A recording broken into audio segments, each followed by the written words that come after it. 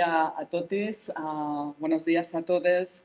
Antes de presentar a la ponente, a Carlota, quiero agradecerle el esfuerzo por estar aquí, su accesibilidad, porque viene de Madrid y creo que eso siempre es de agradecer, ¿no? El viajar hasta el Congreso. Y quiero señalar también algunas de las cuestiones que nos han llevado a plantear como tema principal el racismo en el sistema educativo, que yo transformaría en el sistema educativo es racista, seguramente, y sin interrogante, ¿no? Es decir, con afirmación, que es algo que Carlota va a abordar en su presentación.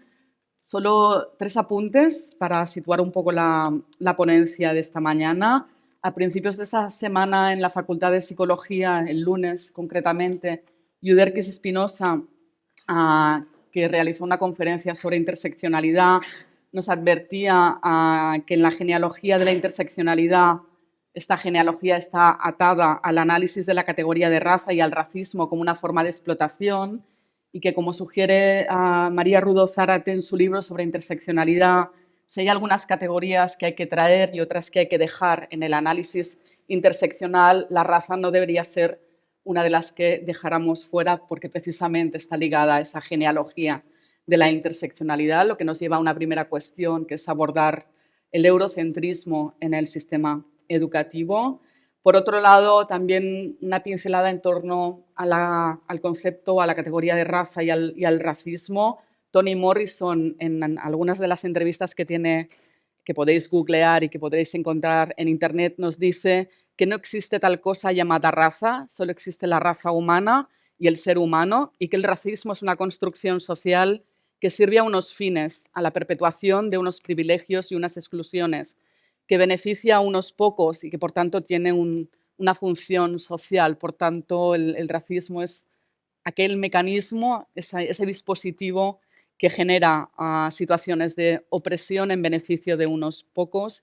Y, por último, para situar también el tema de hoy, Fraser y Jeggi nos dicen que para el análisis del capitalismo es preciso comprender la economía como parte de un orden social y no como algo interdependiente. Ellas abordan la idea de estudiar los conjuntos dentro de conjuntos, y los conjuntos que analizaremos hoy o que trataremos de abordar hoy es la racialización, el género y las violencias. Y también, como una forma de contestar esos conjuntos, esos ensamblajes institucionales, emergen movimientos y formas de contestación en las calles que ya conocemos y que nos gustaría de alguna manera también situar dentro de esas resistencias al racismo del sistema educativo. Por tanto, el sistema educativo es racista, es el título de la presentación de Carlota Momodela. Ella es pedagoga y también obtuvo el máster en psicopedagogía en 2018. Vive en Madrid, aunque se reconoce en su Guinea Ecuatorial como país de origen. Además de pedagoga, es mujer, madre, activista, y a raíz precisamente de ser madre, puso en marcha su proyecto Encuentra tu voz, para evitar que su hija experimentara en las aulas las mismas situaciones que ella vivió en su infancia. Eso lo explica en un artículo publicado en Afroféminas. Trabaja siempre desde la piel y el género. A mí esta frase me gusta muchísimo. No sé si es tuya, pero en todo caso es fruto de la entrevista que te realizaron para Afroféminas. Y su objetivo es que ningún niño racializado sufra bullying o piense o sueñe en pequeño y se quede, como ya está ocurriendo, atrás o a medio camino en lo que sería su trayectoria escolar, ¿no? Es uno de los temas que va a abordar hoy. Además, plantea un cambio en la estructura, por tanto, el racismo es estructural, y un cambio también en los agentes que intervienen en el funcionamiento de esa estructura a través del análisis y ofreciendo pautas para ayudar a la comunidad educativa a revertir ese racismo y a trabajar desde una perspectiva correcta o adecuada desde la diversidad. Por último, me ha pedido que destaque especialmente su participación en el campamento urbano o espacio Afroconciencia. Creo que veremos algo que nos contará, espero que nos cuente hoy en qué consiste este campamento urbano y también, y eso ya forma parte de mis curiosidades, hablaremos de La Sirenita quizá en algún momento. Está previsto que la sesión se desarrolle de la siguiente manera, que ella realice su presentación y luego abrimos un turno de preguntas y comentarios. Por tanto, cuando quieras, adelante y muchas gracias por estar aquí. Muchas gracias, Monse. Buenos días a todos, a todas y a todos. Muchas gracias por haber madrugado para estar aquí y para escucharme. Gracias también a las personas que han organizado la conferencia, a Monse, a Joana, a Ingrid, por haberme contactado, por haberme arropado. Hablo mucho, voy a intentar ser muy sintética y me gustaría empezar un poco cómo he llegado hasta aquí. Encuentra tu voz, como bien ha dicho Monse, fue un proyecto que se gestó desde el nacimiento de mi hija, porque sí que es verdad que antes había participado pues, en corrientes activistas, pero nunca hasta el fondo, porque como se suele decir, te lleva la corriente y vas viviendo y bueno, vas experienciando cosas, pero vas siguiendo hacia adelante. Entonces, en el momento en que nació mi hija, pensé que hacía falta un cambio. Yo sabía que había personas que ya estaban luchando por ese cambio, pero no quería que ella volviera a tener experiencias como las que he tenido yo. Entonces, por eso surgió Encuentra tu voz. Encuentra tu voz está un poco parado, estoy trabajando en ello, en volver a reavivarlo, pero pretende ser un espacio de encuentro para familias racializadas de forma negativa y para familias racializadas en positivo o comunidades blancas, para todos. Porque al final el cambio no es posible si todos no vamos en la misma sintonía. Entonces, por eso surgió Encuentra tu voz. Antes de comenzar con la ponencia, me gustaría leer un pequeño texto y luego al final podemos retomar y me podéis preguntar porque va a estar muy conectado con todo lo que he preparado. Este texto se llama La guerra, que no he puesto el título. Aunque parezca exagerado, así es. Cuando íbamos al colegio, salíamos de casa con una armadura homemade, sencilla pero resistente. La escuela, el lugar al que íbamos a aprender, a culturizarnos, tenía un significado común para todos, pero no para nosotros, puesto que sabíamos que íbamos a la guerra. Una guerra en la que luchábamos contra nuestros iguales y también contra nuestro equipo directivo, profesorado, familias e incluso el personal de servicios.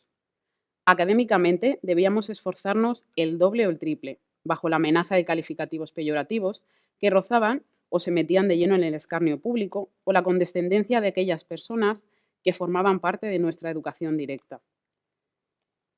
En cuanto a lo social, debíamos ser complacientes, sumises y sobre todo tener el umbral de la ofensa personal muy alto para no pecar de extremadamente sensibles, victimistas o susceptibles. Volver a casa de la escuela era en ocasiones desolador, a veces era un alivio para nuestra paz mental. La armadura llegaba con pequeñas pero múltiples abolladuras, firme muestra de las contiendas que habíamos luchado. Nuestras madres y padres remendaban con esmero, contundencia y cariño aquella armadura para enviarnos cada día a esa guerra a la que nos enfrentábamos con optimismo, con pesimismo, tristeza, enfado, osadía o simplemente indiferencia. Deseando acabar la primaria, deseando acabar la secundaria, deseando acabar estudios superiores, para darnos cuenta de que no podemos quitarnos la armadura, porque ahí fuera, vayas a donde vayas, hay una guerra que luchar. Algo de lo que protegerse entre nosotros y el mundo, y por eso necesitamos esa armadura que nos protege. Al final, es una guerra que nadie gana, pero siempre perdemos las mismas personas, por lo cual debemos encontrar esa voz, esa fortaleza que lidere nuestra protesta contra este sistema que nos obliga a llevar armadura y ponérsela a nuestros hijos. Bueno, pues este es un pequeño índice. Siempre me gusta empezar la ponencia contextualizando qué es el racismo, porque no es tan sencillo como un odio cultural o un odio a un fenotipo específico, es mucho más. Entonces, dentro del racismo voy a hablar un poco de cómo se genera el pensamiento, cómo pasamos a la palabra y después cómo se traducen estos pensamientos y estas palabras en acciones. Después hablaré un poco de la escuela, cómo se percibe el racismo en la escuela, los estereotipos que nos marcan desde nuestras familias racializadas en negativo y luego al final hablaré un poco de los agentes del sistema educativo. Y como broche final, pues ofreceré alguna especie de soluciones o cosas que están en marcha o que se pueden poner en marcha. ¿Para qué? Pues para paliar todo este constructo social negativo y todo este racismo y toda esta vulneración de derechos y sobre todo de nuestras cuerpas y de las cuerpas de las niñas que están en los centros. Entonces yo empiezo con esta pregunta. ¿Identificamos el racismo en la escuela? Como bien decía anteriormente, el racismo no es tan sencillo. Entonces, me gusta empezar hablando siempre de los pensamientos, de las palabras y luego de las acciones. En el pensamiento nos tenemos que remontar a la historia, las teorías raciales del siglo XVI, por ejemplo, momentos en el que tiene lugar pues, la colonización, los procesos colonizadores, en los cuales, para poder justificar la matanza, la vulneración de los derechos de personas de territorios indígenas o de territorios no civilizados, em, se intenta justificar toda esa barbarie, toda esa masacre a través de la superioridad racial. Y aquí encontramos la ayuda pues, de la ciencia racista o de la biología racista, por la cual, en base a unos parámetros, a unos estudios falseados, se demuestra aparentemente una clasificación de las razas. En el estamento más bajo estaría la raza negra, bueno, como el sistema de castas. Luego seguirían, según la tonalidad de piel, a menos tonalidad, más posición. Luego también en el pensamiento, ese pensamiento que se va gestando da lugar al privilegio blanco, una serie de características que tienen las personas de comunidades blancas, de comunidades europeas o eurocéntricas, por las cuales al estar en condición de superioridad tienen acceso a más cosas y a más derechos, deberes y libertades que el resto. Y luego se produce en este pensamiento un desequilibrio de poder que está relacionado con el privilegio blanco. Las personas que ostentan el poder, las personas que tienen los privilegios, oprimen a las personas que están en desigualdad de condiciones. Y luego, como bien decía Monse, es verdad que hay una raza, es la raza humana, es uno de los argumentos que las personas, la sociedad racista suele utilizar para justificar la no existencia del racismo, pero cuando yo oigo que solo existe una raza, la raza humana, me suenan todas las alarmas, porque al final es verdad, biológicamente, pero estamos hablando en términos de la sociedad y entonces el racismo es un constructo social generado desde el pensamiento. En nuestros días, y bueno, entonces también se traduce a la palabra, un lenguaje cargado de connotaciones negativas, un lenguaje que está perpetuando la opresión, que está encasillando o anquilosando a según qué comunidades y sobre todo palabras que reflejan dolor y agresión. Aquí he puesto uno de los muchos ejemplos que había del diccionario. No lo leo muy bien desde aquí, no sé si vosotros lo veis mejor. Mira, me giro un poco. Merienda de negros es un término bastante despectivo. Sí que es verdad que merienda de negros está más situada en el contexto afroamericano que en la diáspora africana que vive en Europa. Pero bueno, igualmente. La misa negra, tengo un día negro, me ha caído la negra encima, trabajo como una negra. Otra palabra que se suele utilizar que la gente no sabe que no está bien usarla es la mezcla, por ejemplo, de un niño que tiene madre o padre blanca o blanco y, bueno, que tiene uno de los progenitores blanco y otro negro, por ejemplo, se le llama mulatos. Mulato viene de mula, de esclavo, de carga. O sea, es más adecuado el término, por ejemplo, mestizo. Entonces, son palabras que sutilmente siguen perpetuando un anquilosamiento en un estado social, en un constructo social negativo. Y después tenemos las acciones, que es la parte que más me gusta, porque al final, después de ese pensamiento que se lleva gestando desde hace siglos, lo traducimos a las palabras y después llegan las acciones, que es la materialización de todos esos pensamientos, la instrumentalización de los cuerpos racializados. Muchas veces somos meros instrumentos o meros tokens en el Día de la Mujer. Nos hace falta una negra, nos hace falta una china o una mujer con velo, la que sea, cualquiera, para una foto. Pero luego realmente, por ejemplo, ese feminismo no es interseccional, no reconoce los derechos de todas las mujeres, reconoce los derechos de las mujeres que ostentan el privilegio blanco. Criminalización y origen de los males. Al final todos los males vienen de las migraciones o de las personas inmigrantes. Es una palabra que no me gusta emplear porque al final tiene connotación negativa. Cuando tú escuchas en las noticias, viene una oleada de inmigrantes. Un inmigrante ha matado a una persona. Una inmigrante es como que no se les da la condición humana y eso es lo siguiente, la desposesión de la condición humana. Cuando a una persona se la desposee de esa condición humana, al final pasa a ser como una cosa o menos que una cosa, por debajo de un animal, me atrevería a decir.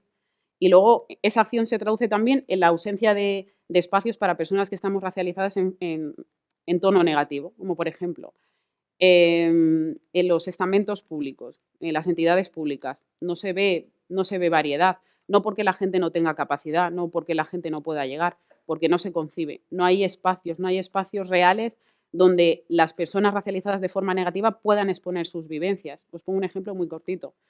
Hace muchos años en los institutos, cuando se daba una charla sobre discriminación por cuestión racial, xenofobia, racismo, las charlas las iban a dar personas blancas.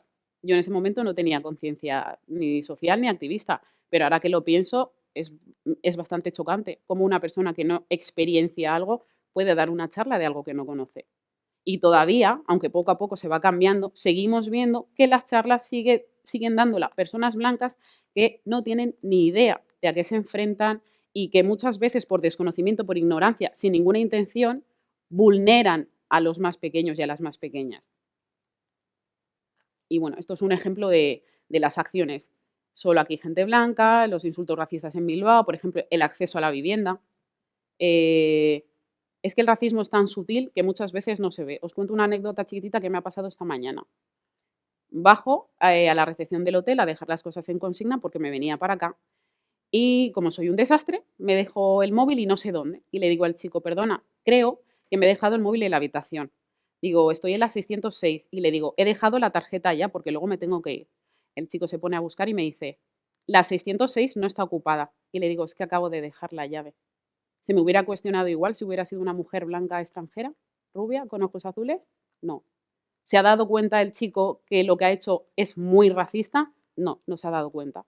Pero él, en base a un estereotipo que tiene, ha dicho, una negra, un hotel de 4 estrellas. Uy, esta se quiere colar.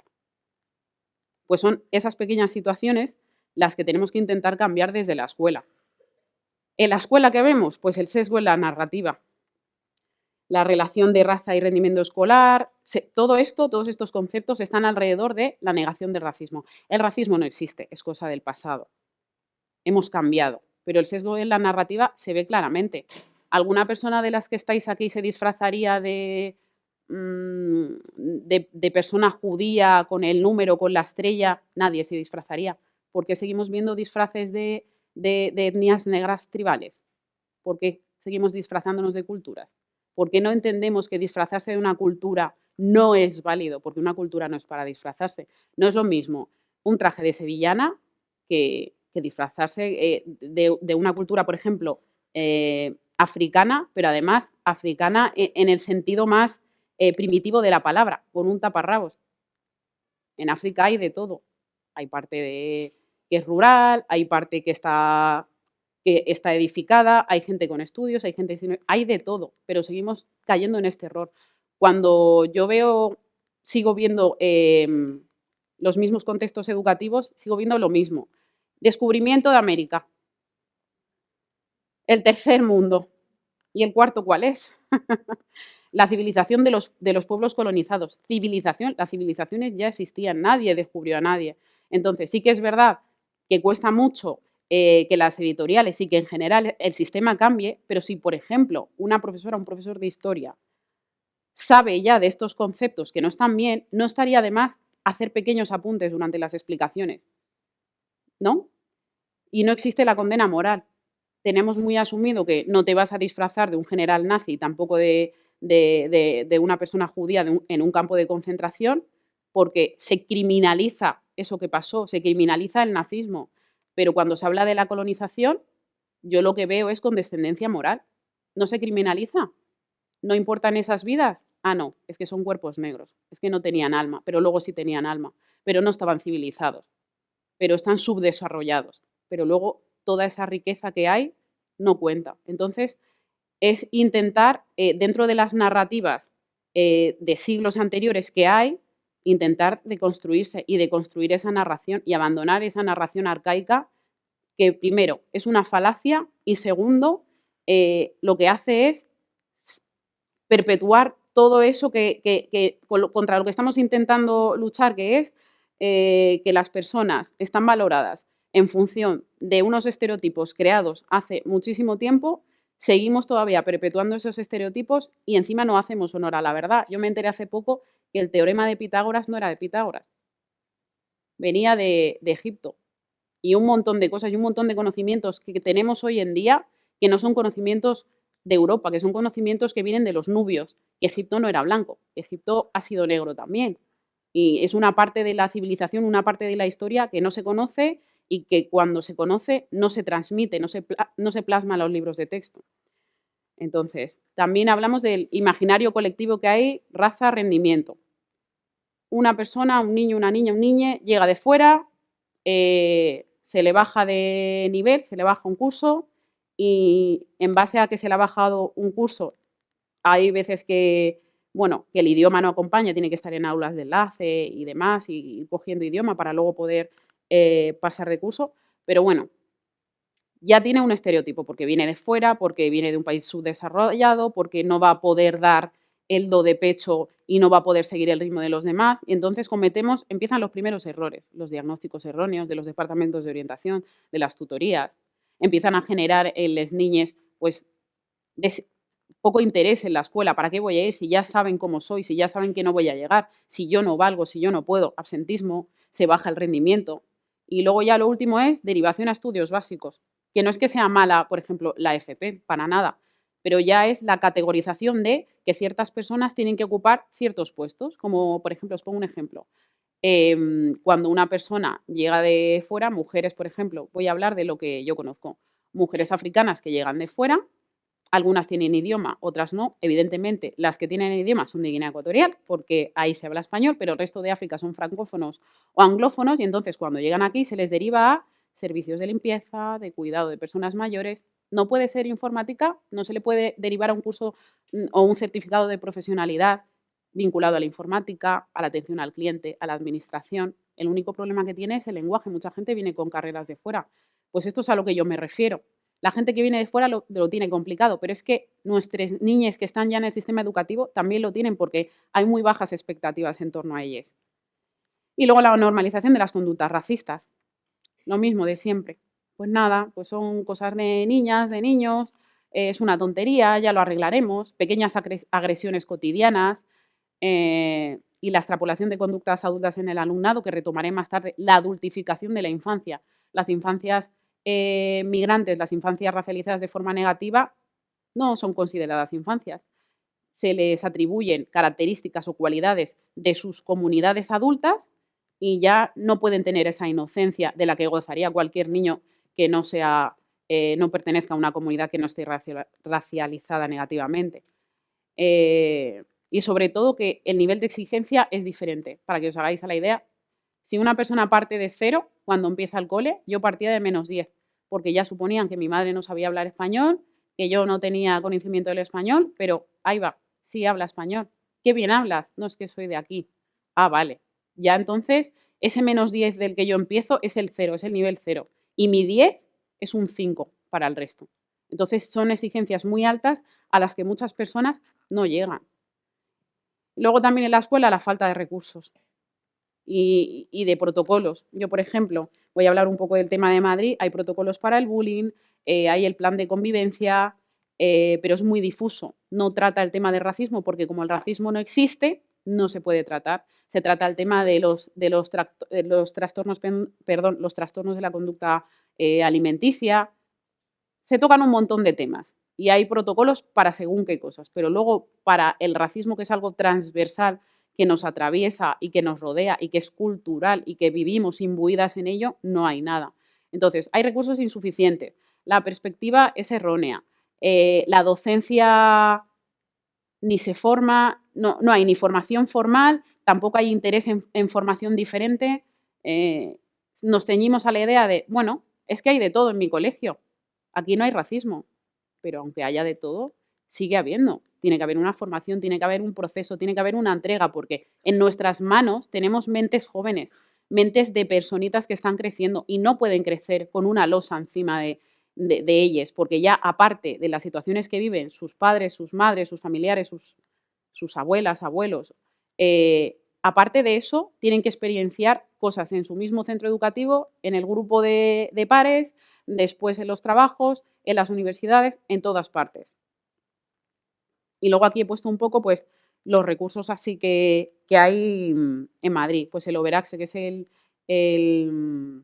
el Observatorio de la Violencia, que hay muchas investigaciones, pero al final son investigaciones que están dirigidas por personas que, lo siento, pero no deberían estar dirigidas, porque al final, cuando una persona no experiencia algo, siempre hay cosas que se pierden por el camino, hay fragilidades en juego, y cuando la fragilidad de una persona está en juego, no va a poner toda la carne en el asador, se va a proteger, como es normal y como haría yo también. Hay manuales de prevención, de detección de la xenofobia, pero al final son manuales también que son como muy sintéticos, abordan el tema de puntillas y además también muchas veces hacen alusión al racismo inverso. El racismo inverso no existe. El racismo parte de una estructura blanca, por tanto, si no eres blanca o no eres blanco o no eres blanque, no puedes ser racista. Lo que sí podemos tener las personas racializadas negativamente son conductas xenófobas. Eso sí, pero racistas no podemos. Entonces, el último de abajo, el seminario sobre el legado de las personas africanas y afrodescendientes en España, es de un consejo que, lo siento, nunca me aprenderé el nombre, es un consejo que resuelve los asuntos de problemáticas raciales. La persona que lo dirige se llama Antumi Tuasille, que es un señor, es un historiador panafricanista. No me acuerdo ahora el nombre, pero a ver si me acuerdo al final y lo digo. Y luego, pues mira, yo por ejemplo he escogido esta viñeta porque me parece tan gráfica y me parece, o sea, hace tanta alusión a lo que yo creo, a cómo muestran ese racismo en cadena, pero de una forma muy rancia, de puntillas, por encima, como muy difusa. El plan director. El plan director se lleva a cabo a través de la Policía Nacional. Yo tuve el placer, sí. No me he querido reír porque hay que respetar a la autoridad, pero no, lo siento, pero no. Porque si os dais cuenta, esto lo he cogido directamente del plan director, acoso escolar, drogas y alcohol, bandas violentas, racismo, que pone, e intolerancia. ¿No os dais cuenta que está mezclando las bandas violentas con el racismo? Luego habla de la intolerancia, violencia, o sea, directamente las bandas violentas están vinculadas con el racismo, es como, no, porque además no tienen formación. Yo hablé con ellos, no hay formación de ningún tipo, son la autoridad, y como una persona que te hace paradas por perfil racial, luego te va a dar una charla en contra del racismo. Es que no tiene sentido. Pero bueno, ¿que existen algunos recursos? Existen. ¿Que están fatal? Están muy mal. ¿Que los llevan personas que no tienen ni idea? Lo siento, lo llevan personas que no tienen ni idea y no puede ser así. Aquí, en innovación educativa, un poco más de lo mismo. Pues sí que hay cursos de prevención, hay algunas libretitas, hay algunas notas, hablan un poco del acoso escolar, pero realmente no se ponen las palabras, ni se pone el énfasis donde se tiene que poner. Y aquí es lo único que encontré más así en sincronía con lo que yo pienso, con lo que piensa la comunidad. Pues el aula intercultural tiene unas formaciones, o tenía unas formaciones que estaban muy bien, y luego tenemos referentes de nuestras propias comunidades. Lo siento, he sido un poco afrocentrista porque solo he puesto ejemplos de personas de la comunidad negra. Pero bueno, por ejemplo, Lucien Bomío, que es periodista, hace televisión, escribe artículos de opinión, y luego también está Alejandra Ontumo. Pues son personas que a lo mejor también pues, enfocan el racismo desde su área, dan charlas, son accesibles. Y luego llegamos a los estereotipos. Dos partes. La primera, las consecuencias de todos estos estereotipos del pensamiento, de la palabra y de las acciones. El peligro de la profecía autocumplida. Tiene dos partes, una positiva y una negativa. La positiva es que si llegas a los estándares, bueno, si llegas no, hay que superar los estándares. Si tú superas esos estándares, te va muy bien. Pero ¿cuál es el coste? La salud mental. Porque no descansas nunca, porque son constantemente exigencias, porque es a lo mejor llegar a un sitio, me voy a poner a mí como ejemplo, al que no vas a comprar, al que a lo mejor la estética es un poquito más de nivel elevado y tienes que modular la voz y ser excesivamente agradecida, ser excesivamente educada, ser excesivamente repelente, porque tienes que alejarte de ese estereotipo de persona negra que hay en el imaginario colectivo y porque quieres que te escuchen antes de que te juzguen.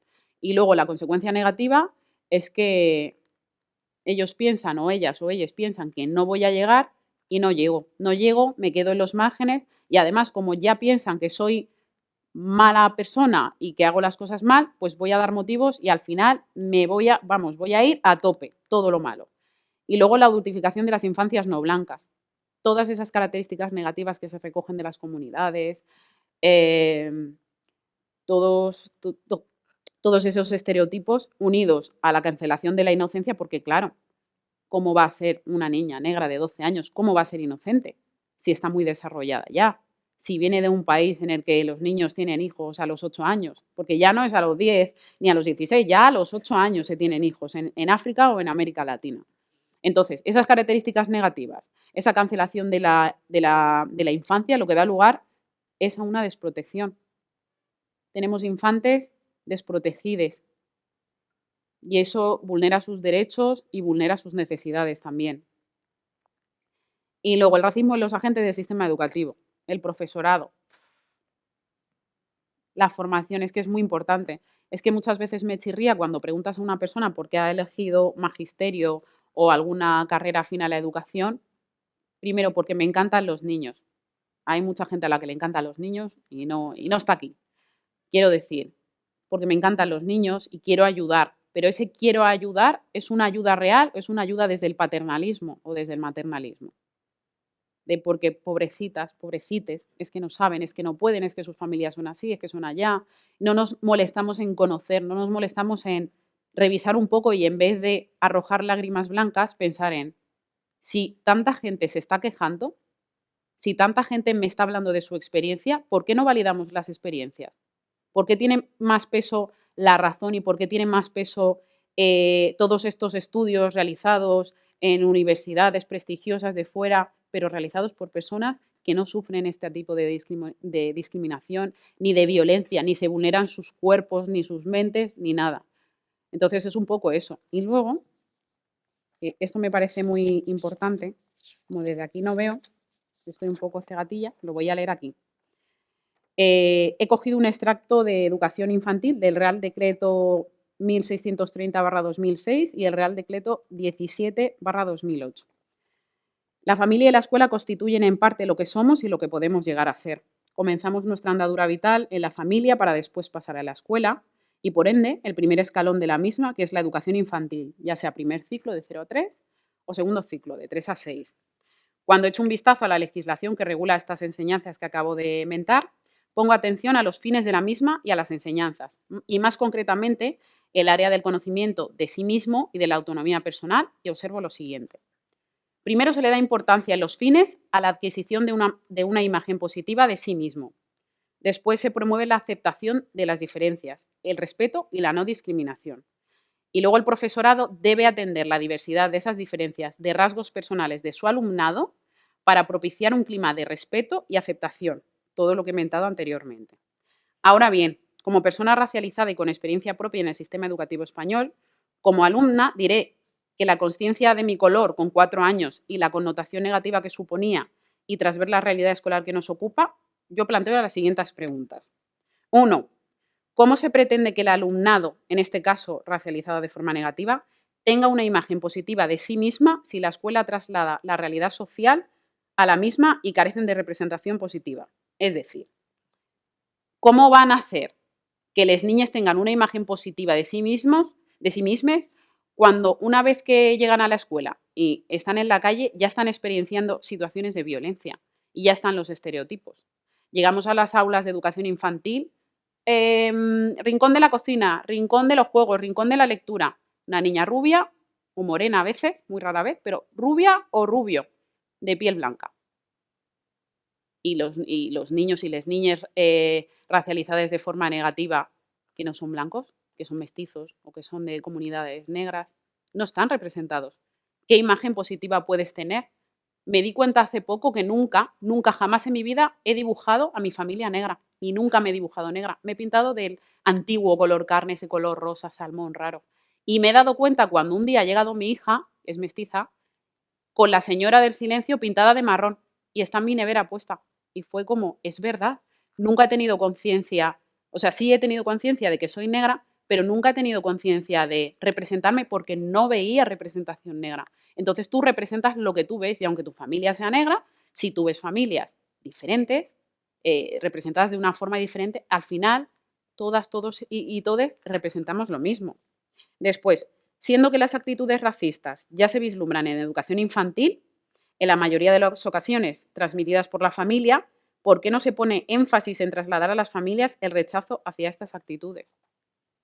Es que no se criminaliza, no se cuestiona. Es verdad que, bueno, cada familia es un mundo y cada familia tiene el derecho de educar como quiera, hasta cierto punto, porque es una sociedad compartida en la que vivimos todas, todos y todes.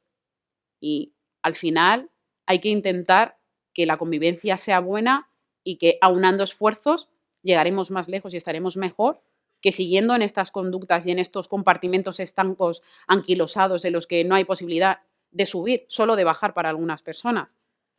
Y luego, por último, la última pregunta que planteo es, ¿cómo se pretende que el profesorado sea capaz de crear un ambiente de no discriminación si por una parte el sistema en el que se han criado es racista y en su formación a lo largo de diferentes etapas del sistema educativo no hay cabida para otra perspectiva que no sea la occidental? Es que es verdad. ¿Cómo se pretende que el profesorado, que la docencia sea abierta, pueda lidiar con estas situaciones de discriminación si no hay una base educativa, si no hay un programa metido dentro del currículo de la universidad, dentro del currículo, por ejemplo, de los másteres? Veo másters de cooperación internacional con fotos que me horrorizan, con niños llenos de moscas y hablando de la inmigración constantemente y sobre vulnerando a mujeres que vienen de otros países. Y es como, ¿cómo vas a hacer un máster para ayudar si ya la misma carátula del máster ya te está hablando de supremacía blanca, ya te está hablando de dominación, de perpetuación de roles, de vulneración de cuerpos, de mentes, de vidas?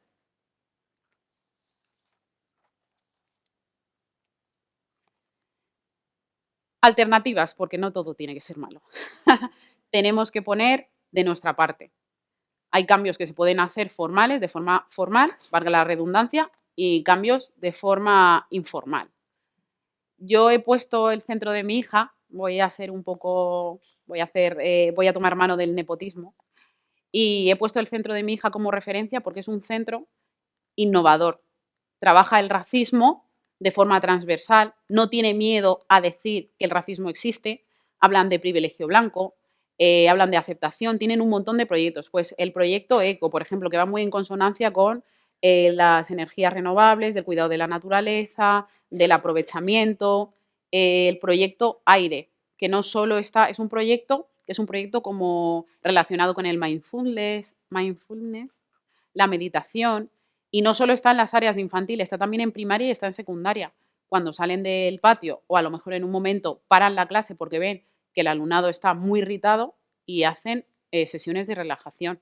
Es muy importante. Nos hemos olvidado de educar personas, que es lo que hace este centro, educar personas. Nos hemos olvidado de eso y lo que educamos son máquinas de competencia. Máquinas de competencia cis, heteronormativas, bueno, etcétera, etcétera, etcétera. Entonces, me ha gustado mucho este centro por eso, porque al final educa personas. Tienen un proyecto también que es la gamificación, que son recompensas, pero recompensas grupales. Es decir, la clase solo puede tener recompensas si todo el mundo trabaja a una. La unificación, el sentido de la comunidad, el sentido de estar unidos.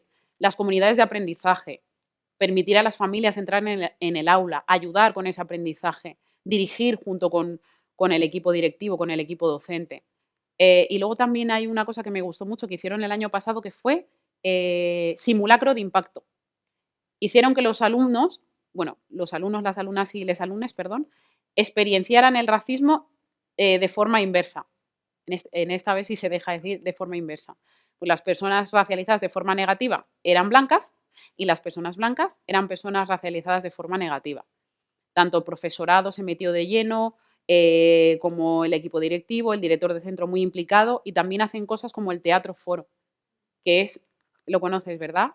Es una maravilla. Para las personas que no lo sepan, yo tampoco lo domino mucho porque hace muy poquito que lo he conocido, pero es meter a los alumnos, a las alumnas y a los alumnos en unas dinámicas que son muy realistas, de temas transversales, como por ejemplo lo del racismo lo hicieron Teatro Foro, hicieron también el simulacro de impacto, hicieron también una actividad en la que llegaba una persona de, yo qué sé, pues de una agencia de moda, de modelaje o algo de eso, y daba puntos verdes y puntos rojos a las personas según los criterios de tú eres guapa, puedes entrar a trabajar con nosotros, tú eres feo. Y la mayoría de la gente obtuvo puntos rojos. Entonces se vio cómo el alumnado protestaba y preguntaba al señor ¿por qué me has puesto un punto rojo? Porque lo que tú quieres o lo que tú piensas que es belleza no es belleza para mí, es subjetiva. Entonces, cosas como esa, proyectos como esos en los que cuentan con el centro y además formación del profesorado, cuidado del profesorado, cómo preparan las actividades para todo el centro, cómo trabajan en sincronía con las familias, con todas las etapas, es maravilloso. Ese el cauce formal. Seguramente habrá más colegios, pero bueno, a mí este me ha encandilado y quería hablaros un poquito de él. En redes sociales están Ceipso Miguel de Cervantes, que está en Alcorcón. Entonces, si tenéis opción a seguirles por Instagram, es un centro maravilloso. Antonio, que es el director, encantado está de las personas que quieran ir a visitarlo, que quieran conocerlo, enseña todo. Bueno, es una delicia. Y luego el cauce no formal, que es luego el vídeo que os voy a poner, bueno, que va a poner Ingrid en un ratito. Yo estoy participando como coordinadora, digámoslo así, del área pedagógica del espacio Conciencia Afro, que es un espacio autogestionado y afrocentrado.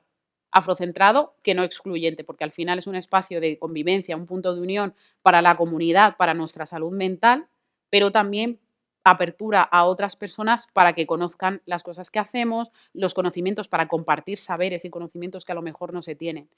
Y este verano quisieron hacer un campamento.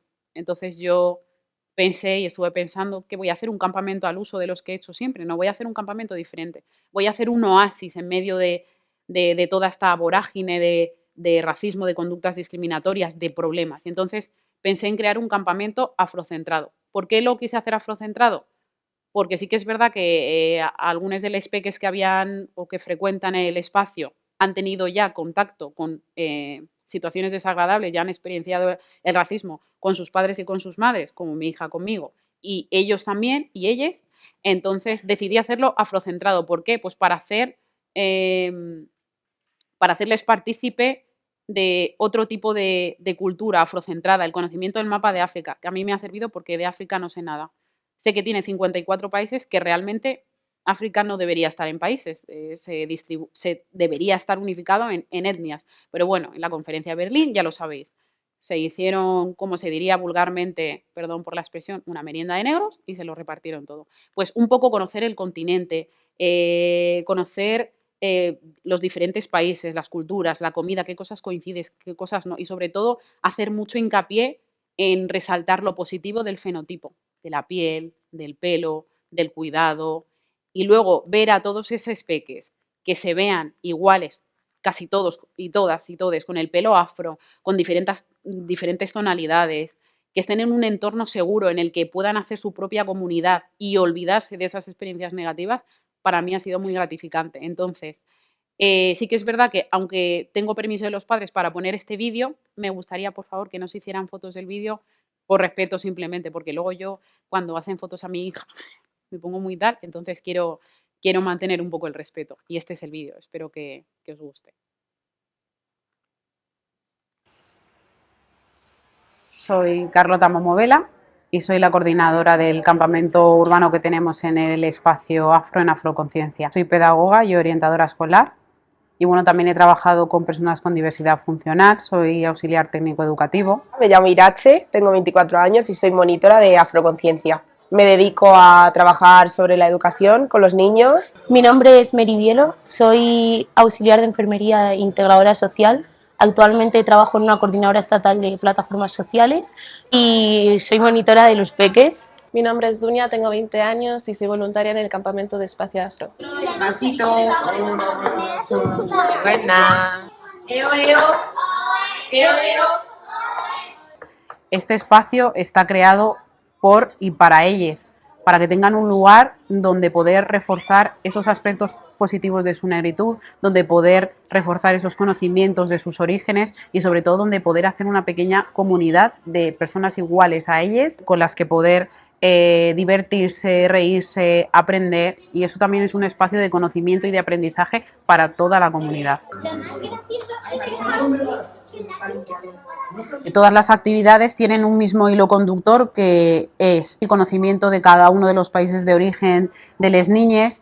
Y, por ejemplo, de entre las actividades que suelen realizar, hay una que es para mí la central, la básica, que se llama Viajamos por el Mundo. En Viajamos por el Mundo, de lo que se trata es de hacer un pequeño recorrido por todos y cada uno de los países del continente africano en la medida de lo posible y hablar un poco de la gastronomía, de la cultura, del clima, de la situación geográfica. Nada muy extenso, porque al final pretendemos que el campamento urbano sea un lugar de disfrute. Los peques que vienen a este campamento tienen muchas cosas que decir y muchas cosas que contar. Por ejemplo, ha habido días que nos han estado hablando de Mozambique, que se hace en Tanzania, que se hace en Senegal, o de sus propios viajes, porque además son peques que han viajado un montón por el origen de sus papis y sus mamis.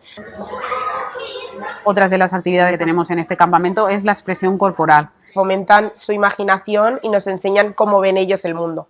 Algo que me ha sorprendido mucho es hasta dónde puede llegar la imaginación de un niño. Llegar a crear planetas con humanos muy diferentes a los que son ahora, que somos nosotros, con ciudades, con de todo, y llegar a representarlo. En expresión corporal también metemos pues bailes africanos, intentamos encontrar antiguos, un poco más modernos, un poco de iniciación a lo cultural a través de la música, a través del sonido.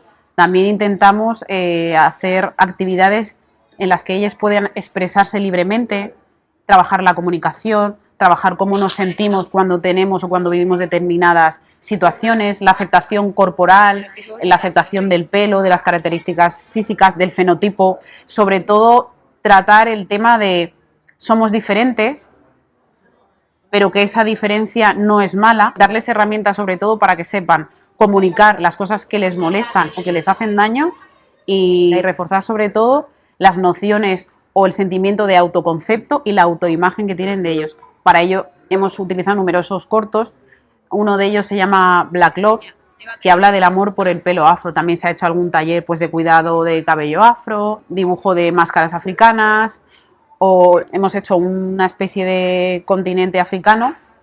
Las niñas van dibujando algunas banderas y coloreándolas y vamos situándolas en el mapa. A la vez que las situamos en el mapa, intentamos hacer un recorrido por el continente y contar lo esencial. Creo que es importante también saber un poco más respecto a otras culturas que no son las típicas que se ven siempre, de una manera positiva. Veo cómo van entrando en lo que es la música, en lo que es la cultura de allá, la comida, nos hablan de las comidas que preparan en sus casas y como que van uniendo esos hilos y esos puntitos que van significando mucho, que seguro que les están marcando bastante. Y bueno, aparte de las actividades que solemos hacer de forma rutinaria y ordinaria durante el campamento urbano, pues hoy es un día un poquito más especial y contamos con la participación de 2 personas. El padre de 3 de nuestros nenes del campamento, que ha venido a amenizar esta jornada pues con un pequeño concierto para les peques.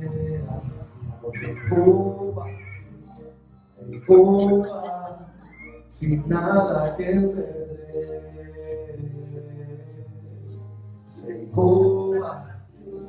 en Cuba, sin nada que perder. Es mi de casa que a ver si puede levantar la gente y bailar.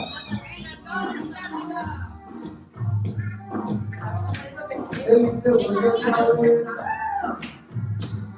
Yeah, yeah. Oh, oh. En la calle siempre activos, desde la minoría, saltando vallas por y ya no somos chamaquitos, pero seguimos al día, sonido más sofocable. Oh,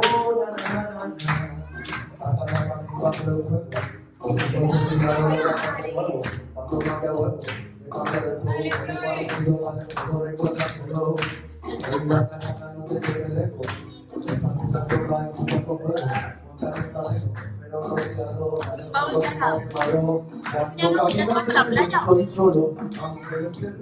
Y otro es un buen amigo nuestro que es educador y que a través de un espectáculo de magia ha intentado empatizar con les peques y reforzar que la idea que tienen de ellas mismas y las capacidades o las características o las aptitudes positivas que tienen deben ser siempre más fuertes frente a las etiquetas a las que nos vemos sometidas con el paso del tiempo en distintos entornos. ¿Queréis hacer cosas divertidas? ¡Sí!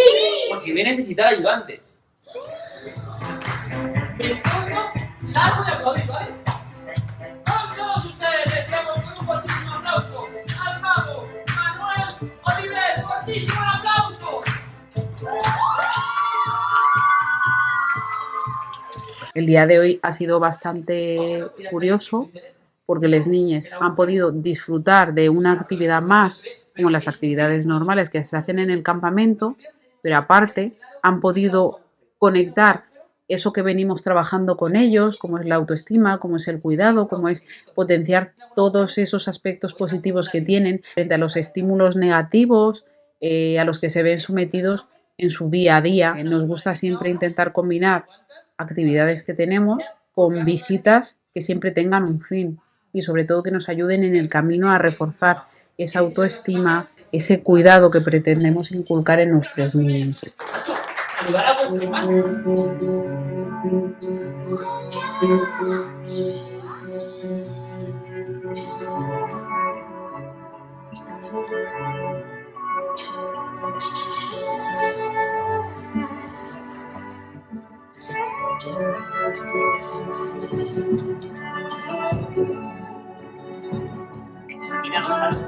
Y le tengo leído a ese papel. Mira que no hay nada. Quítate. Mira que también quiere mirar. Mira que no hay agujeros. La experiencia para los peques es sensacional. Os voy a poner el ejemplo de mi hija, que después del primer día del campamento me dijo: mamá, me encanta este campamento, hay gente que es como yo. Ese como yo creo que quiere decir tanta diversidad racial, no ser la única persona negra o la única persona mestiza de tu escuela, y el que no te hagan preguntas diferentes o que no estén todo el rato violentando tu cuerpo, tocándote el pelo. Sobre todo cuando hablamos del pelo, de experiencias que les ocurren en los colegios, también ellas y ellos mismos con su propio pelo, la naturalidad de hablar de ello y pedir permiso de tocar antes de nada. Eso me marcó bastante, porque me hubiese gustado que hubiera alguien en mi infancia para decirme esas cosas.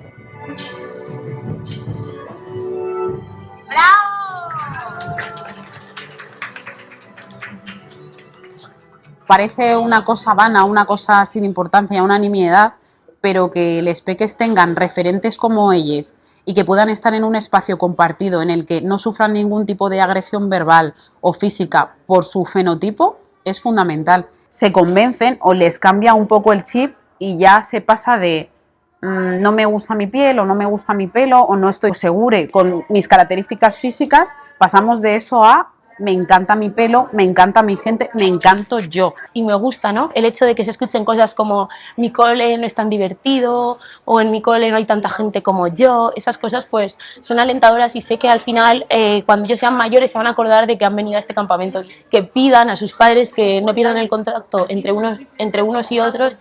Eso ya es cambiar la vida, el hecho de no querer separar o perder el vínculo con una persona que has conocido en un campamento que bien ha podido ser 3 días, una semana, una quincena. Eso ya es cambiar la vida de un niño, porque encontrarse con otra persona y no querer perder ese vínculo cuando tienes entre 5 y 7 años, pues me parece algo súper bonito y de hecho hasta a mí me cambia pues mi manera de percibir los centros educativos, los campamentos a los que yo misma he asistido cuando era pequeña y me hace feliz. Si tengo que escoger un sentimiento con el que yo me quede de esta experiencia, es la felicidad que veo en el rostro de los peques cuando entran, cuando nos abrazan, cuando se juntan con sus iguales, cuando hacemos las actividades, cuando notan el cariño y cuando no notan el eres diferente a los demás. cuando ven que esa diferencia que ellos tienen es muy positiva. En mi infancia nunca fui a ningún campamento y si hubiese existido un espacio como este me hubiera encantado asistir y compartir vivencias con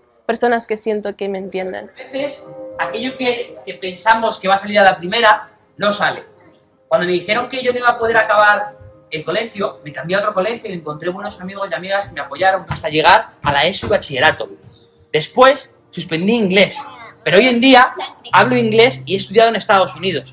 Lo que os quiero decir es que las respuestas a vuestras preguntas a veces se encuentran en lugares inesperados. Es una carta. Todo es posible. Creo que es la carta que rompimos. Y es la carta que ellos eligieron y rompieron, Es la y carta además que hiciste tú. le falta un trocito, que es un souvenir. Espera, porque si coincidiera sería exactamente la misma carta y esta sería la magia de la vida, aprendiendo a mirar el mundo de manera diferente.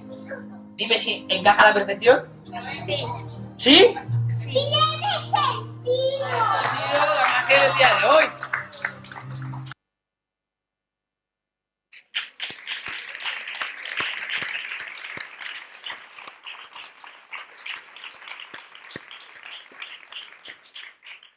Pues nada, ver este vídeo. Es una primicia.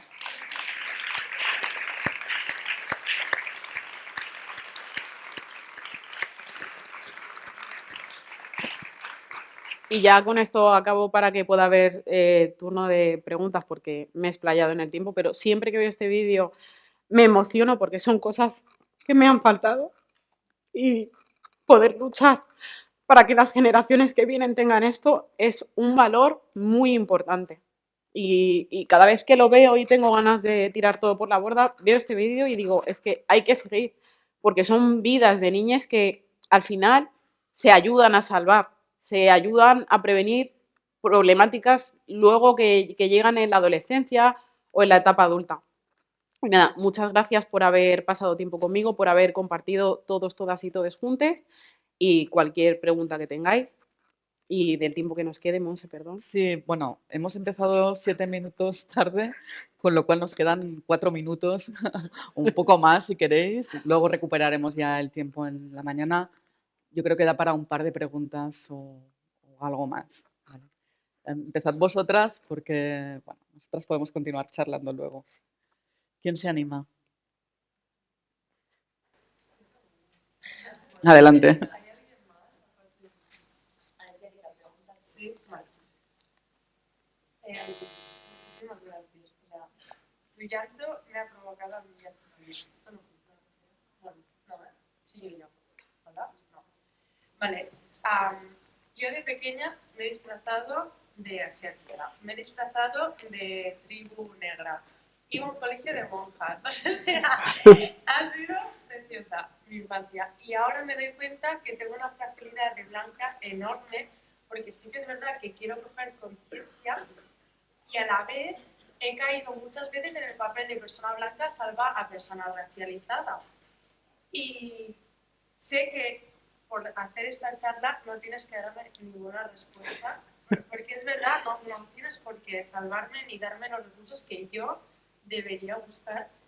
A la vez, si te apetece compartir algún consejo sobre, no sé, cómo darte cuenta de que estás ocupando un espacio que no te pertoca o cómo usar tu privilegio para dar a otras personas que puedan ocuparlo de manera equitativa o cualitativa respecto al racismo. Pues lo primero, firmar en regularización ya, porque es un gran paso, es el principal paso. Necesitamos que las personas puedan circular libremente, que tengan derechos y sobre todo que estén amparados bajo una legalidad para no tener una precariedad de vida que luego cuando están con sus familias al final son familias precarias durante generaciones. Y segundo, es que cuando una situación no te afecta de lleno, tú ya sabes que es un espacio en el que sí que puedes participar porque puedes apoyar, pero quizás buscar personas que hayan experienciado y que puedan dar voz a eso que está ocurriendo. Y acudir, hay un montón de canales de información, pero también hay asociaciones antirracistas, porque no vale con decir no soy racista. Hay que tener acción. No nos podemos quedar en el pensamiento. Tenemos que convertirlo en palabra y esas palabras tienen que ser hechos. Y ya si no se hace por un emisme, por lo menos por niñes como estos, que están ahí, que sienten, que padecen, que en muchas ocasiones ha habido alguno de los niños del campamento que a su madre le había dicho que no quería ir a un campamento de negros, literal, y que no se quería juntar con negros, y que ese niño haya ido al campamento y le haya cambiado la percepción negativa que tenía de él mismo, eso ya para mí es un logro.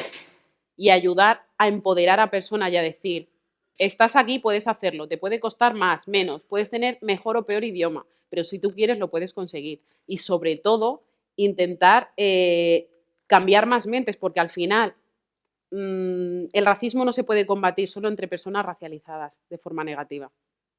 Tienen que estar implicadas, implicados, implicadas las personas que son las que dirigen este sistema y son personas blancas. Entonces, no podemos apartar a otras comunidades. Tenemos que aunar todos nuestros esfuerzos y ir todas las personas a una. No sé si te he contestado, me enrollo mucho. Mira, hay otra pregunta allí al fondo.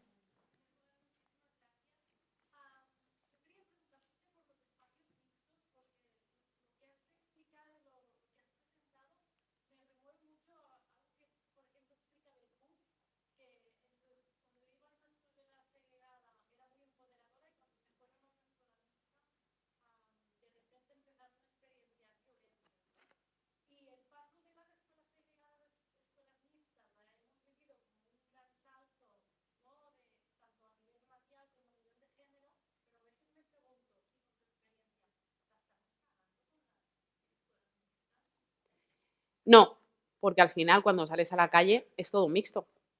Independientemente de que vayas a algunos lugares donde hay personas más afines a ti, a tu comunidad, a tu cultura, luego al final, el día a día en un trabajo tú no vas a decir, no, es que yo quiero ir a un espacio no mixto.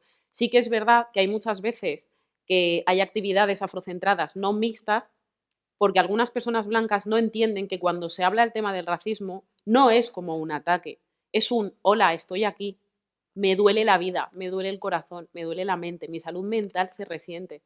Es un trabajo muy pesado acarrear la salud mental desde pequeña hasta adulta. Hay muchas personas que se quedan por el camino, hay otras que no sé cómo salimos adelante. Y luego encima tenemos hijos, que yo no sé si es mejor o es peor, porque al final es tu experiencia, es su experiencia y tienes que acarrearlo todo a cuestas. Entonces hay momentos que se necesitan espacios no mixtos que generen seguridad, en los que te sientas arropada, coges energía y ya sales a la calle y dices, bueno, o me llevo a todo Dios por el medio o intento nadar entre dos aguas, pero es bueno que haya espacios mixtos, es que es necesario, si no, no se puede acabar el racismo, porque al final las personas que están en la cúspide son las personas a las que tenemos que cambiar la mente, esa perspectiva, esa empatía, hay que generarla y hay que generarla con espacios mixtos, con situaciones reales en los que las personas veamos tanto de un lado como de otro qué cosas nos afectan, en qué cosas tenemos culpa, según qué casos, qué podemos hacer, qué se puede cambiar. Y la educación es un arma poderosa. El racismo es una maquinaria potente, pero con la educación se puede combatir, pero hay que querer. Y por supuesto sí a los espacios mixtos y a los no mixtos también, los dos son necesarios. Bien, nos dicen que tenemos que terminar aquí. Deciros, bueno, yo creo que se han abierto muchas preguntas que vamos a poder continuar respondiendo a lo largo de todo el día. Me encanta que hayamos finalizado con Bell Hooks. De hecho, cuando planteamos la organización del congreso, ella aún estaba viva y era nuestra expectativa poderla traer, pero creo que ha sido una oportunidad fantástica el poder conocer los planteamientos pedagógicos de Carlota y esperamos leer muchísimo y conocer mucho más tu trabajo en el futuro y gracias por tu generosidad en compartir precisamente esa experiencia, ¿no? del campamento. Que me remueve bastante, además. Gracias. Muchas gracias.